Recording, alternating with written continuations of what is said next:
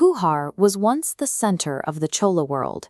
In these streets, the strike of a royal drum broke the silence to announce the start of a 28-day festival known as the Indra Villa. This proclamation marks the opening of Manimekalai. As this timeline shows, the story begins the moment Silapatikaram ends. Because they share a continuous, unbroken narrative, scholars group them together as the twin epics, or Iratai Kapiam. The author, Coolavanigan Seethalai Sathanar, was a Coolavanigan, or green merchant. His career required constant travel, providing him with the practical observations of city life that ground his poetry in reality. A moment of reverence. The surviving artifacts from this period reflect the Buddhist philosophy that saturates Sathanar's work. His ability to weave these complex ideas into the Tamil language earned him the title Dandamil Asan from his contemporaries.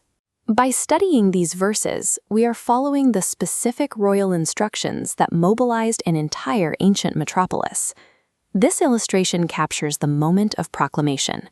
A messenger on elephant back would drum for the city's attention before reading the decree found in lines 43 through 53. The king's first commands are for the physical city.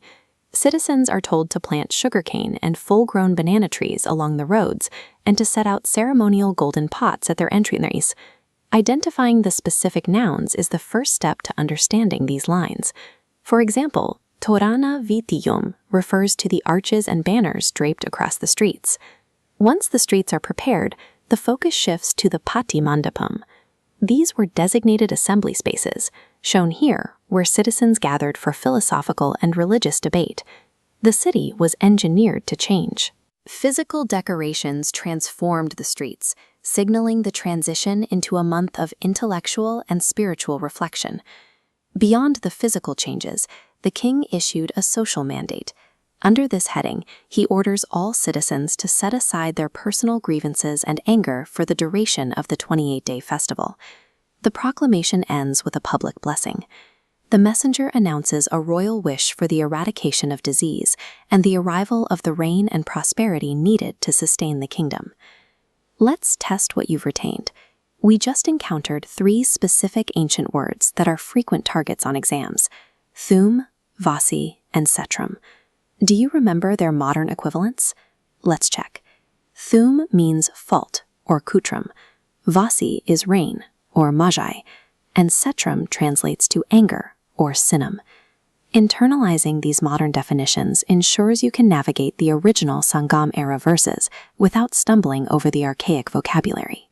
Now we turn to the grammar tables to see how these verses are constructed.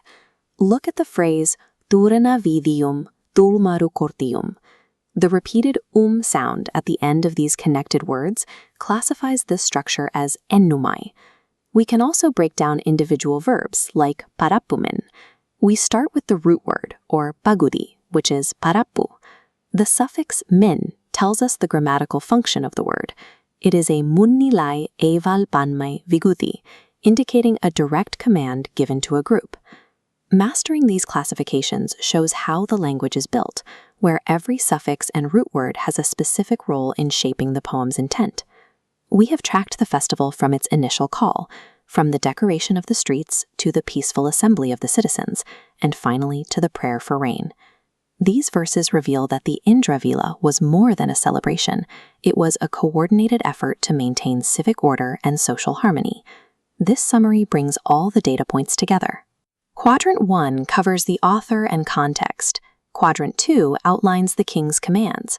Quadrant 3 lists the key vocabulary, and Quadrant 4 highlights the grammar rules. You now have the context, vocabulary, and grammar tools required to handle this chapter with confidence.